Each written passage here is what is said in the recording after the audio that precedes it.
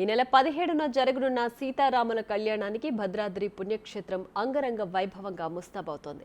శ్రీవారి కళ్యాణానికి కావలసిన అన్ని ఏర్పాట్లను ఆలయ అధికారులు దగ్గరుండి చూసుకుంటున్నారు.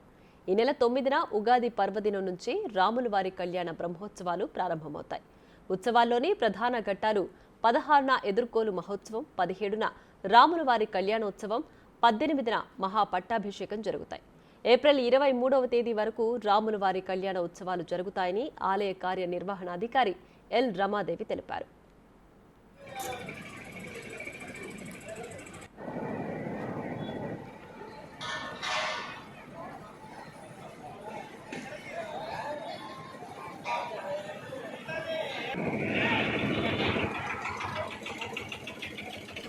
ఇదిలా ఉండగా భద్రాచలంలో అప్పుడే రాములవారి కళ్యాణ శోభ సంతరించుకుంది. పట్టణంలోని ప్రధాన కూడళ్లు, ప్రవేశ రహదారుల వద్ద స్వాగత ద్వారాలు, ఫ్లెక్సీలు, చలువ పందిళ్లతో పట్టణం మొత్తం కలకలలాడుతోంది. సీతారాముల కళ్యాణ మహోత్సవానికి వచ్చే భక్తుల కోసం ప్రత్యేక ఏర్పాట్లు చేస్తున్నారు అధికారులు.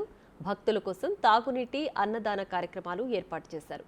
భక్తుల కోసం 2.5 లక్షల లడ్డూల ప్రసాదం, 5 లక్షల ముత్యాల తలంబ్రాల ప్యాకెట్లు విక్రయిస్తున్నట్లు అధికారులు తెలిపారు. భక్తుల వసతి, సెక్టార్ టికెట్లు ఆన్లైన్, ఆఫ్లైన్లో అందుబాటులో ఉంచామని అధికారులు తెలిపారు.